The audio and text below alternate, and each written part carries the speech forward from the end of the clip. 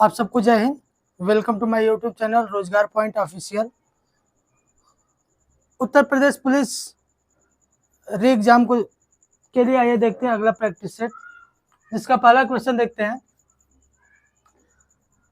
एक बेलन की त्रिज्या और ऊंचाई का अनुपात 5 और 7 है और उसका आयतन 550 सेंटीमीटर क्यूब है, तो उसके वक्र पृष्ठ का क्षेत्रफल ज्ञात कीजिए।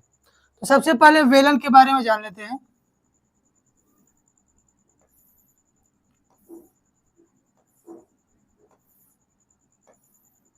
बेलन, ये बेलन की क्या होती है?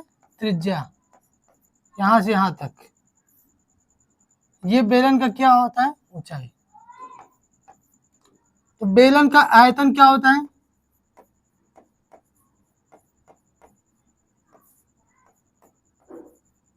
Pi are square h. बेलन का आयतन क्या हो गया? Pi are square h. बेलन का आयतन क्या हो गया? Pi are square h. बेलन का वक्र पृष्ठ क्या हो गया?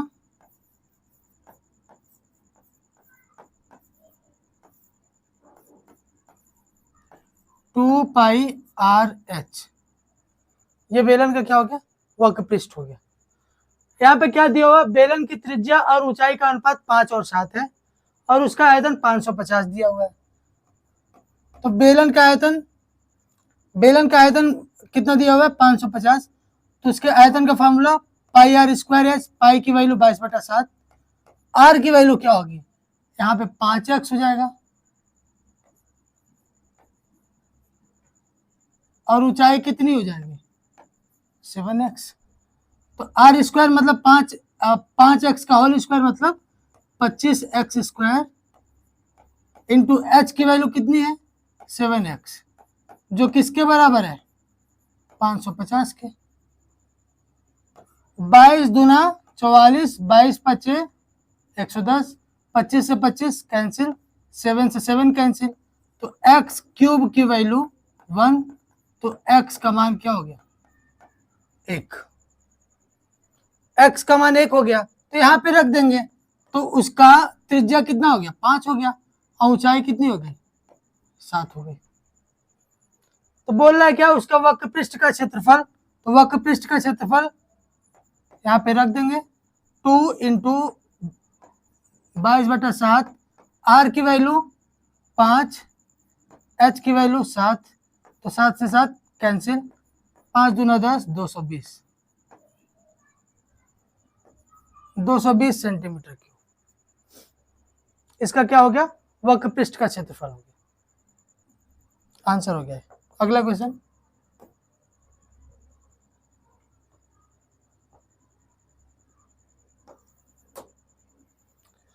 देखिए, एक विद्यार्थी ने किसी संख्या को 5/3 से गुणा करने के स्थान पर इसे 3/5 से गुणा कर दिया। मतलब सही क्या था और गलत।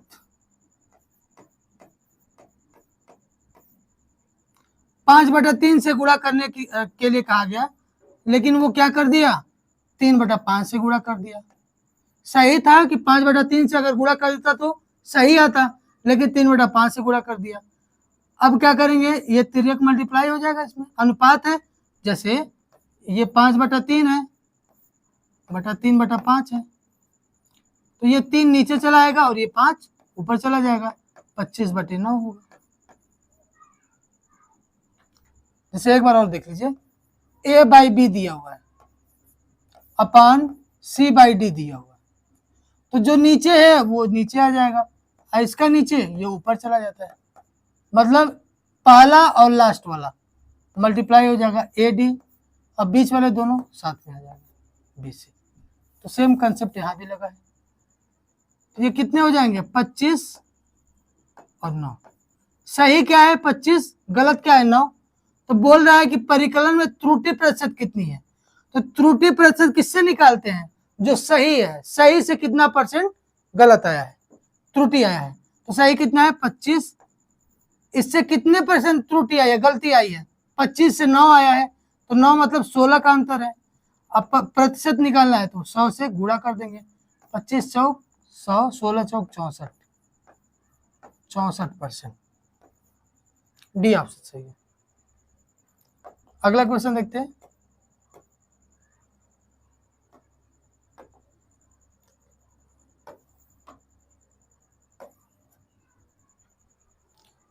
देखिए यहां पे दिया है सी की आय बी की आय से 20% अधिक है। सी की आय बी की आय से 20% अधिक है और बी की आय ए की आय से 25% अधिक है। तो सी की आय ए की आय से कितने परसेंट अधिक है? यहां पे देख लीजिए, देखते हैं कि कौन सा बी ऐसा है जो इसमें भी है और इसमें भी है। तो बी को बीच में लिखेंगे, यहाँ पे ए लिखेंगे, रेशियो सबका लेना है, सी लिखेंगे। देखिए सी की आय बी की आय, तो बी और सी का निकालेंगे। सी की आय बी की आय से 20% अधिक है, तो अगर बी 100 है तो सी की आय कितनी हो जाएगी? 120 हो जाएगा। 20 25 100, 20 छका 120। तो बी और सी का कितना अनुपात हो जाएगा? 5 और 6। और क्या दिया हुआ है? बी की आय ए की आय से 25% अधिक है, तो ए और बी का निकाल लेंगे। बी की आय जो है ए की आय से 25% अधिक है, अगर ए का 100 है तो बी का 125, तो 25 चौक 100, 25 25 125। तो ए और बी का अनुपात क्या हो गया? 4 और 5। ऐसे प्रतिशत निकालना है। देखिए बी के नीचे यहां भी 5 है, यहां भी 5 है, तो हम सीधे सीधे लिख देंगे 4 5 6। अगर नीचे दोनों बराबर ना होता तो इधर क्या लिखते? 5, इधर 5 लिखते। दोनों बराबर है, इसी वजह से नीचे 5 लिख दिए, डायरेक्ट कर दिए। यहां पे बोल रहा है सी की आय ए की आय से कितने प्रतिशत अधिक है। यहाँ पे तुलना किससे करना है? ए की आय से। ए की आय कितनी है? 4 है, तो बोल रहा है कि सी जो है ए से कितना प्रतिशत अधिक है। तो सी ए से कितना अधिक है? 2। 6 में से 4 घटाएंगे 2 आएगा। प्रतिशत निकालना है, 100 से मल्टीप्लाई कर दो। 2 दूना 4, 2 50 100, कितना प्रतिशत हो गया? 50%। कितना प्रतिशत हो गया? 50। अगला क्वेश्चन देखते हैं।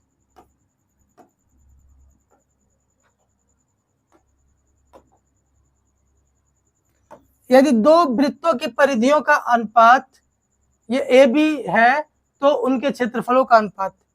वृत्तों की परिधियों का अनुपात क्या होता है?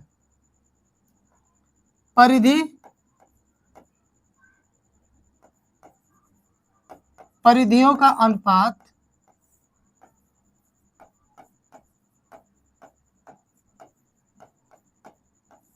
बराबर ये त्रिज्याओं का अनुपात।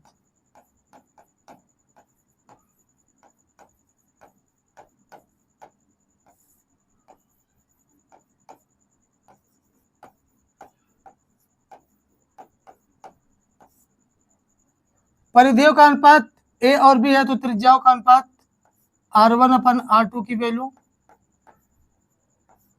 A/B होगा। तो उनके क्षेत्रफलों का अनुपात ज्ञात करना है, तो क्षेत्रफल क्या होगा? पाई R1² पाई R2²। तो पाई से पाई कैंसिल, बचेगा क्या? R1/R2 का होल स्क्वायर। R1/R2 का मान कितना है? A/B, इसका होल स्क्वायर। तो कितना आएगा आंसर? B, A²/B²। अगला क्वेश्चन देखते हैं।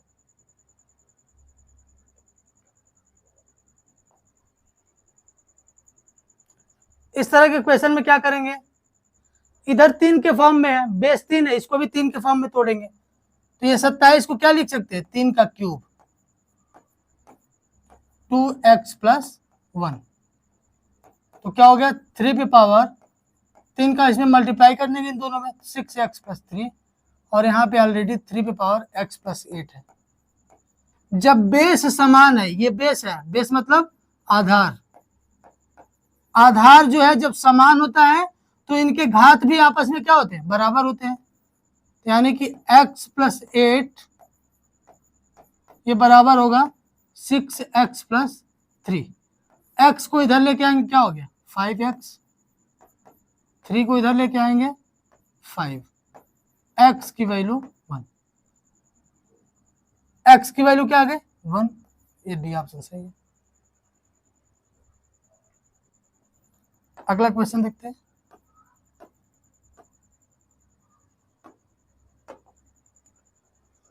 इसमें दिया है जगदीश एवं जागृति की आय का योग 2700 है। जगदीश अपनी आय का 90% व्यय करता है और जागृति अपने आय का 80%।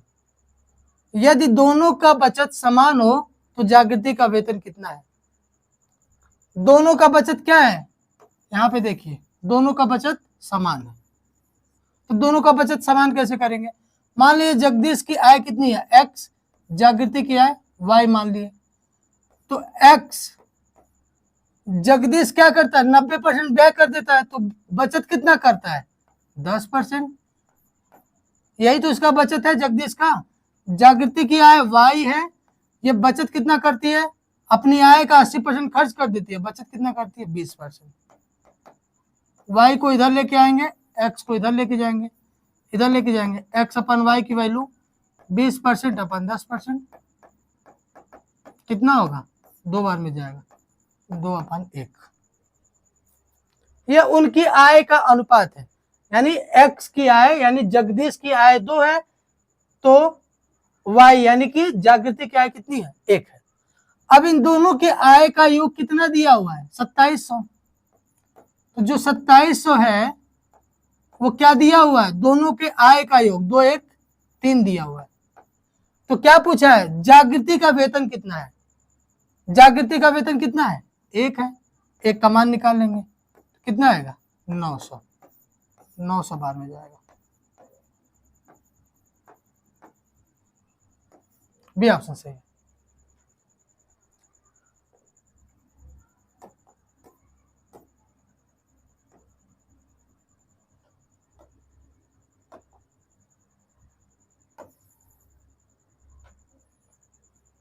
अगला क्वेश्चन देखते हैं।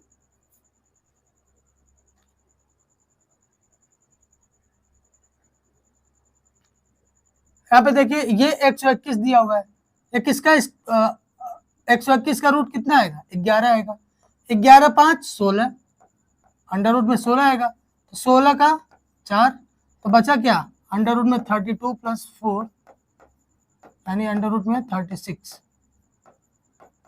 6 आंसर आएगा।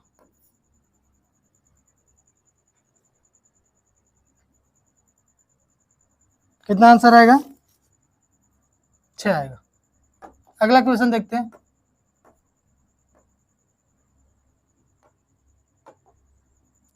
यहाँ पे देखिए यदि 64 व्यक्ति किसी कार्य को कितने दिन में करते हैं 15 दिन में करते हैं, तो वही कार्य 80 व्यक्ति कितने दिनों में करेंगे। तो ये फार्मूला अपना लेंगे M1 D1 is equal to M2 D2। 64 व्यक्ति कितने दिन में करते हैं 15 दिन में, तो वही कार्य 80 व्यक्ति कितने दिन में करेंगे x डेज में। 16 चौक 64, 16 पच्चे 80, 5 तिया 15, x का मान कितना हो गया 12, 12 दिन हो गए।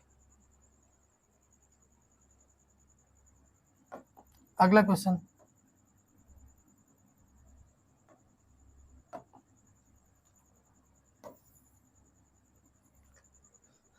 देखिए पिता और पुत्र की वर्तमान आयु का अनुपात कितना है 5 और 2। यदि उनकी आयु में 27 वर्ष का अंतर है तो 6 वर्ष बाद पिता की आयु कितनी होगी। देखिए पिता और पुत्र की वर्तमान आयु का अनुपात 5 और 2 है, उनकी आयु का अंतर कितना है 27 है, तो जो 27 दिया हुआ है उनकी आयु का अंतर दिया हुआ है, 5 में से 2 गया 3, जो दिया हुआ है उसको नीचे लिखते हैं, जिसका मान निकालना है उसको ऊपर लिखते हैं। तो 6 वर्ष बाद पिता का निकालना है, तो सबसे पहले हम पिता का वर्तमान आयु तो निकाल लें, तो पिता का वर्तमान आयु कितना है 5, 3 से 9 बार में जाएगा, कितना हो गया 9 पचे 45। ये वर्तमान आयु है किसका, पिता का। अब 6 वर्ष बाद निकालना है तो 6 क्या कर देंगे, जोड़ देंगे, 45 6 51। अगर 6 वर्ष पहले निकालना होता तो 6 घटा देते। अगला क्वेश्चन,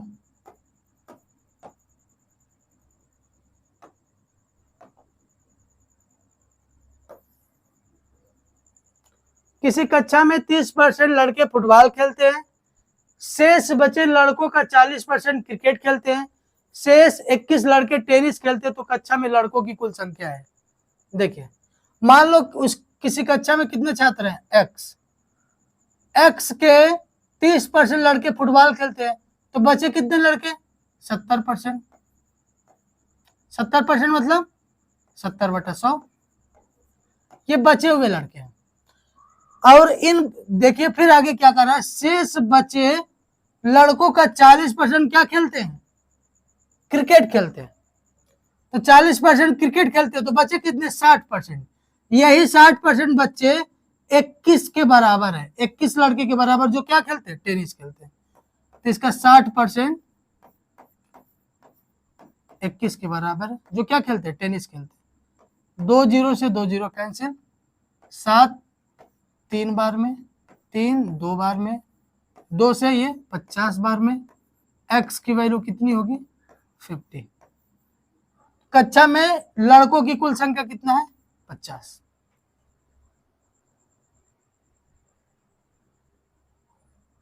अगला क्वेश्चन,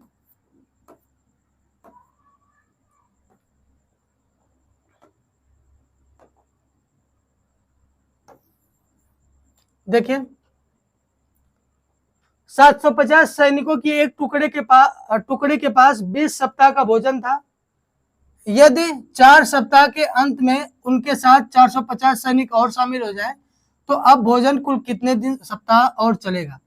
इसका फार्मूला है m into d is equal to, m मतलब कितने लोग है, d मतलब डेज कितने दिन तक, दिन या सप्ताह जो भी हो, जो भी दिया हुआ है क्वेश्चन में, m1 d1 plus m2 d2।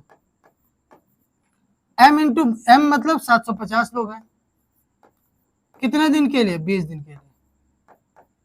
m1 की वैल्यू अब देखिए क्या कर रहा है, यदि 4 सप्ताह के अंत में 450 सैनिक जुड़ते हैं तो इसका मतलब यह हुआ कि 4 सप्ताह तक कितने सैनिक थे 750। तो यही 750 सैनिक कितने सप्ताह तक थे 4 सप्ताह तक। अब 4 सप्ताह के बाद 450 और जुड़ जाते हैं तो 750 में 450 जोड़ेंगे कितना आएगा 1200। इनका ये एक्स डेज तक यानी एक्स सप्ताह तक भोजन करते हैं। अब देखिए 750 इसको इधर लेके आएंगे, 750 इसमें भी है तो 750 कॉमन होगा, इधर आ गया तो ये माइनस होगा तो 20 में से 4 जाएगा कितना बचेगा 16 is equal to 1200 into x. 1 0 से 1 0 कैंसिल, 8 दूना 16, 8 15 8 120, 15 पच्चे 75, 5 दूना 10। एक्स की वैल्यू कितने सप्ताह तक और चलेगा 10 सप्ताह तक और चलेगा। अगला क्वेश्चन देखते हैं, ए तथा बी की आय 5 और 3 के अनुपात में है। यहाँ पे ये 7000 है, ध्यान रखिएगा इसको हटा दीजिए, 700 है, 7000 नहीं है, नहीं तो आंसर ही नहीं आएगा।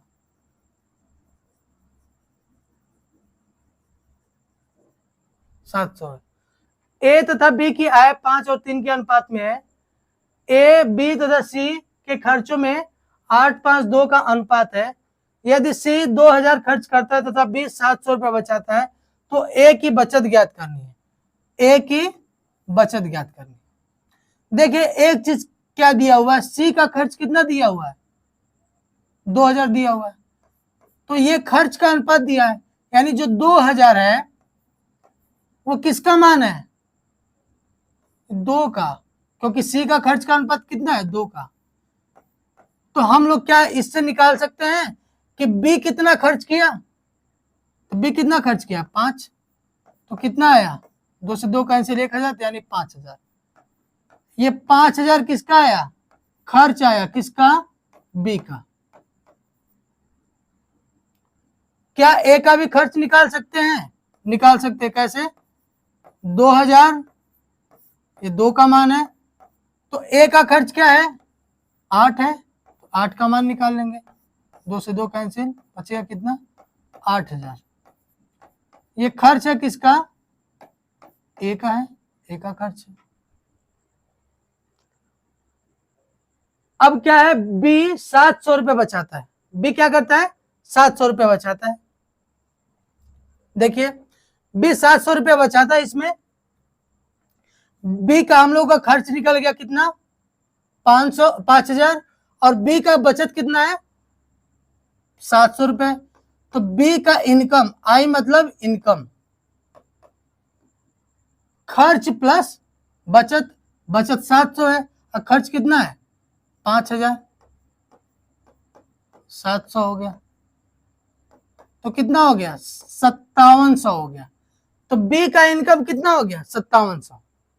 अब देखिए ए और बी की आय का अनुपात कितना दिया हुआ 5 और 3, तो ये 5700 हो गया, ये किसका मान है बी की आय, बी की आय कितनी है 3। तो हमको ए की बचत निकालनी है, तो पहले ए का आय निकाल लें, ए का आय मतलब 5 यहाँ पे दिया हुआ है, जिसका मान दिया हुआ है उसको नीचे लिखेंगे, जिसका निकालना है उसको ऊपर, 19 बार में 1900, यानी ये कितना हो गया 9500। ये 9500 क्या हो गया, इनकम हो गया, किसका, ए का, ए का इनकम हो गया, ए का इनकम 9500 हो गया, और ए का खर्च कितना हो गया 8000 हो गया। तो ए का बचत कितना होगा, जो इनकम है उसमें से क्या करेंगे, खर्च को घटा देंगे, 1500 आंसर हो गया।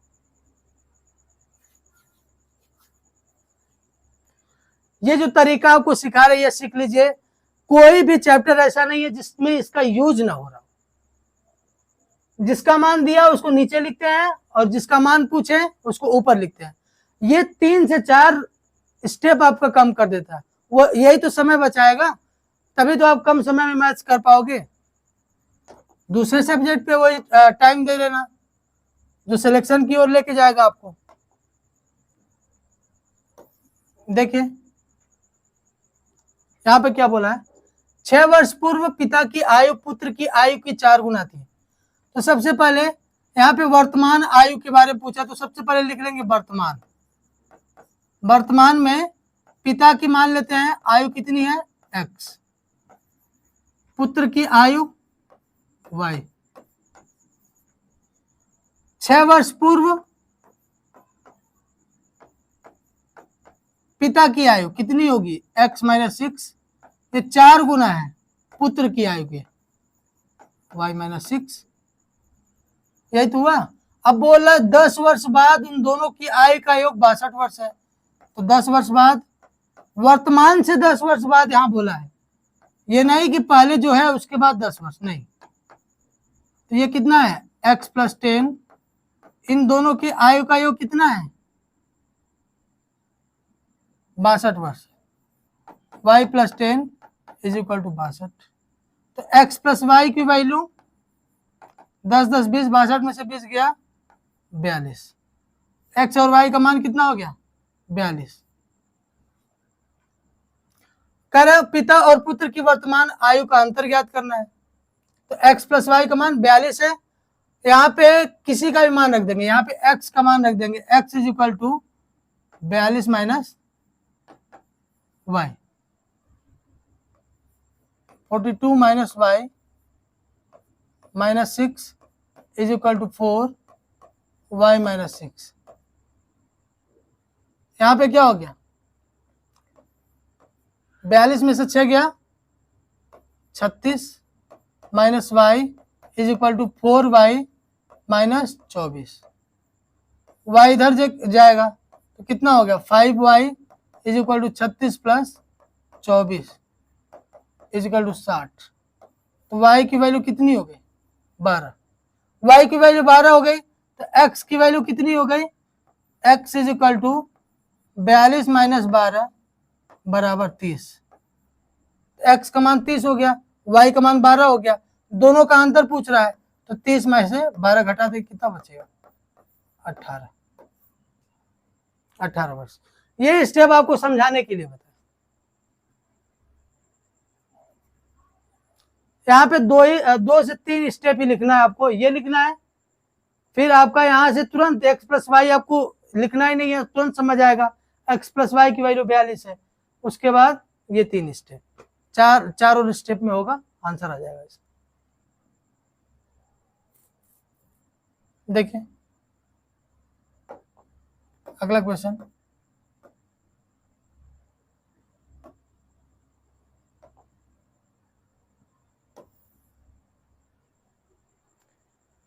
दिया हुआ है एक क्रिकेट टीम में 10 खिलाड़ियों द्वारा बनाए गए रनों का औसत 43 है।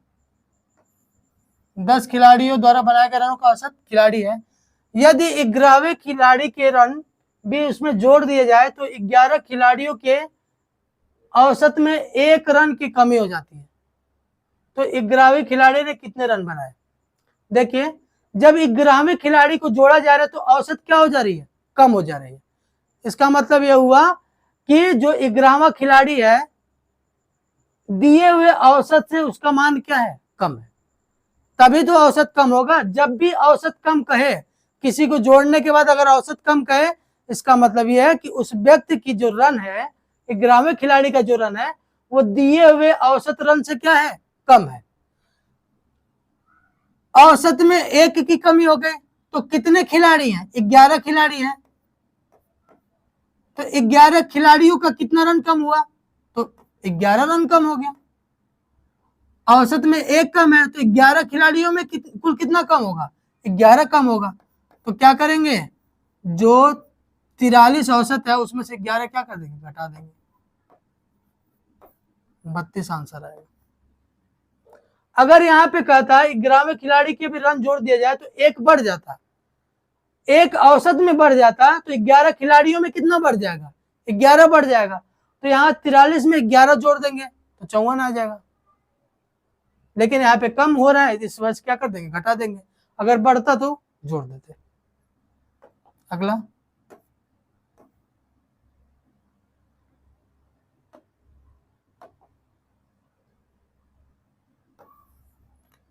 बोला यदि एक तैराक की चाल शांत जल में 17 है, यानी शांत जल में मान लो तैराक है, तैराक मतलब हम टी मान लिए, 17 है।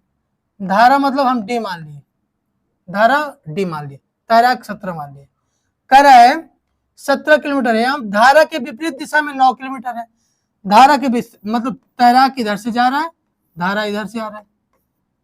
जब एक दूसरे के विपरीत जाते हैं तो ये घट जाता है, इनका वेग क्या होता है, घट जाता है, यानी कि 17 में से डी घट जाएगा। उसका मान कितना दिया, 9 इधर चला आएगा, डी उधर चला जाएगा, तो डी का मान कितना हो गया, 8। तैराक की चाल 17 किलोमीटर प्रति घंटा, धारा की चाल 8 किलोमीटर प्रति घंटा। तो धारा के अनुकूल तैराक की चाल, मतलब धारा भी इधर जा रहा है और तैराक भी इधर जा रहा है, तो जब एक ही दिशा में जाए तो इनका चाल जो है जुड़ जाता है, डी प्लस टी हो जाता है। तो डी प्लस टी, डी का मान 8 है, टी का मान 7 है, कितना हो जाएगा, 15। तो बताइए कि धारा के अनुकूल तैराक की चाल कितना है, ये 7 नहीं 17 है, तो 17 8 25 आंसर हो गया, सी ऑप्शन, 7 नहीं 17 है। अगला देखते हैं,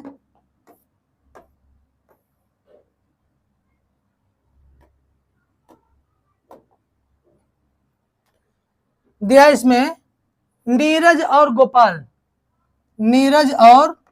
गोपाल कि वर्तमान आयु का अनुपात 2 और 3 है, 2 और 3 दिया हुआ है। 6 वर्ष के बाद इनका अनुपात 3:4 हो जाता है, मतलब 6 वर्ष के बाद, कितने वर्ष के बाद, 6 वर्ष के बाद इनका अनुपात कितना हो जाता है, 3 और 4 हो जाता है। तो नीरज की वर्तमान आयु, नीरज की वर्तमान आयु मतलब 2 का मान ज्ञात करना। इसको कैसे ज्ञात करेंगे, इसमें मल्टीप्लाई करेंगे, 4 दूना 8, इसको इसमें मल्टीप्लाई करेंगे, 3 3 9। अब इन दोनों को घटा देंगे, 9 में से 8 गया 1। यहाँ पे ये नहीं देखना किस में से किसको घटाएंगे, माइनस में नहीं लाना है, जो बड़ा होगा उसमें से छोटे वाले को घटा दीजिए, 1 आया। जो 1 होगा, इन दोनों का अंतर कितना है, 1 है। कितने, 6 वर्ष बाद है, तो जितना वर्ष बाद दिया होगा 6 का मल्टीप्लाई कर देंगे। 1 का मान कितना हो गया, 6। तो क्या पूछ रहा है, नीरज की वर्तमान आयु 2 का मान पूछ रहा है, तो 2 का मान 2 × 6 = 12, 12 आंसर हो गया। देखिए कितनी आसानी से हो गया। नहीं तो आप बेसिक से कर सकते हैं, जैसे 2x और 3x है, 6 वर्ष बाद इसमें 6 जोड़ देंगे, इसमें भी 6 जोड़ देंगे, कितना आएगा, 3/4। अब सॉल्व करते रहिए। 8x + 24 = 9x + 18। x = क्या आएगा, 6, x का मान 6 है। तो नीरज की वर्तमान आयु, नीरज की वर्तमान आयु कितनी है, 2x, तो 2x का मान 12। ये बेसिक से है। ये जब आप सीख जाएंगे तो वैसे ही आपको लिखने की जरूरत ही नहीं, आप ओरली कर सकते हैं, ये लिखने की जरूरत नहीं है। अगला क्वेश्चन देखिए।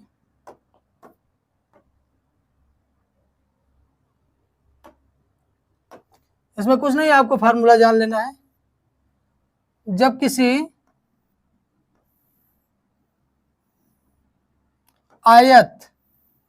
आयताकार बगीचे के चारों तरफ रास्ता बनाया जाए, मान लीजिए x मीटर चौड़ा बनाया जाए और जिसकी आयत की लंबाई l, चौड़ाई b हो, तो आयताकार मैदान के चारों तरफ जो रास्ते का क्षेत्रफल है, जो क्षेत्रफल होता है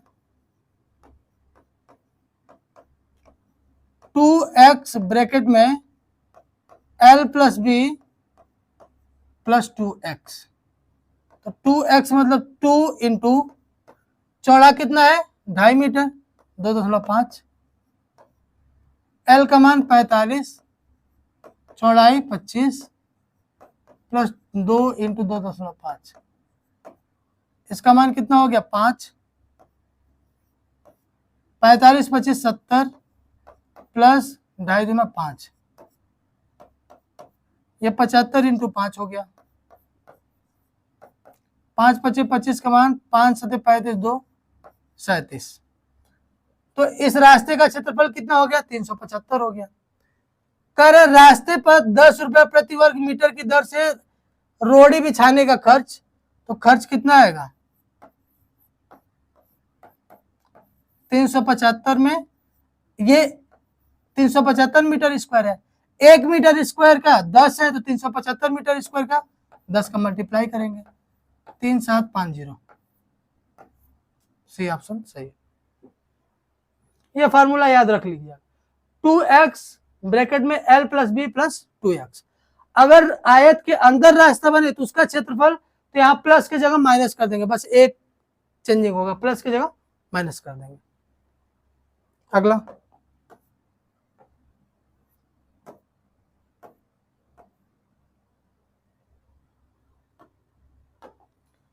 देखिए, यहाँ पे 8 संख्याओं का औसत 14 है, इनमें से 6 संख्याओं का औसत 16 है, तो शेष 2 संख्याओं का औसत ज्ञात कीजिए।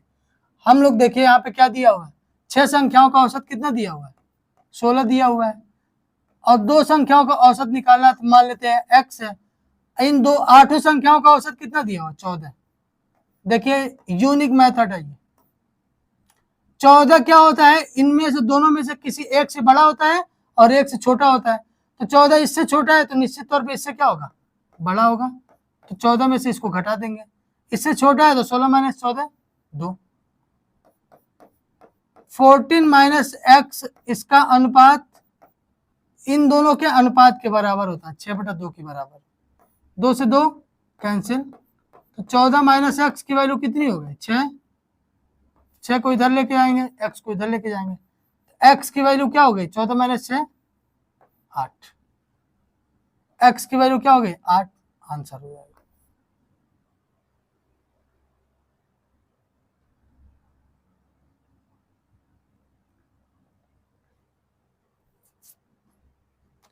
ये दूसरा तरीका,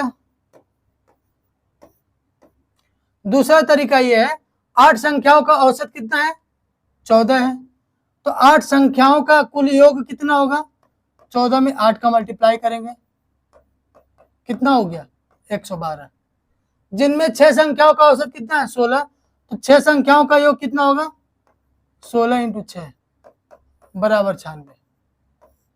तो शेष 2 संख्याओं का योग निकल के आएगा, घटा देंगे इसमें, कितना आएगा? 16। तो 16 जो है दोनों संख्याओं का योग है, उनका औसत निकालना है, तो 2 से क्या कर देंगे? भाग दे देंगे, क्या आएगा? 8। ये दूसरा तरीका है। अगला क्वेश्चन देखते हैं।